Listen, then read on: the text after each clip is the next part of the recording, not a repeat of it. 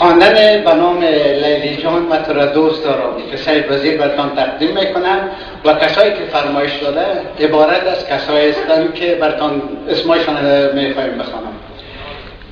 حبیب قارچک از قندوز، عبدال دوست از قلاچه، شابوبای بیوه از مرادخانی،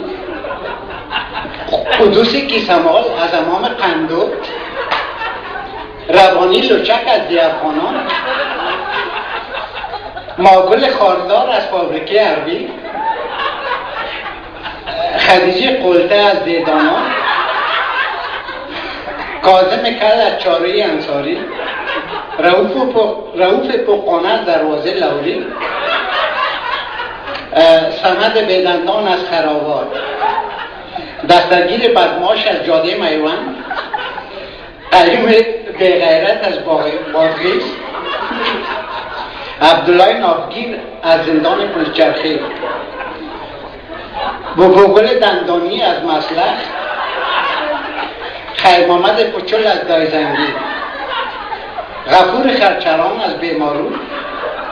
عارف کچک از سیاسان، جعفر سکساز از مندهی، درمامد بازینگر از خرابات،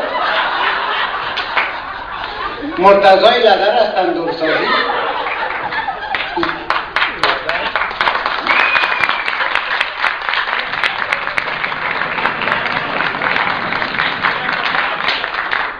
زیاگل لچر از جوشیر، یعقوب سنده از زندوانان، قطیگل از چمن حضوری، لطیف مادرمانند از صندوق سازی، بشیر لبو از سراجی، تربکه عشقی از مابس زمانه، ذکریای خزپای از پغمان، شابوبوی بچه‌باز از کوچه بچه، هاشم خرچران از بیمارو، فاروق بیال از زیر توپ، سید آمد سفال از استالف، واب بقه از جوشیر، غلام غوث چرب از سرای روغن، قندیگل دسواشور از تقاره سازی، تربکه بیوه از بخاری سازی،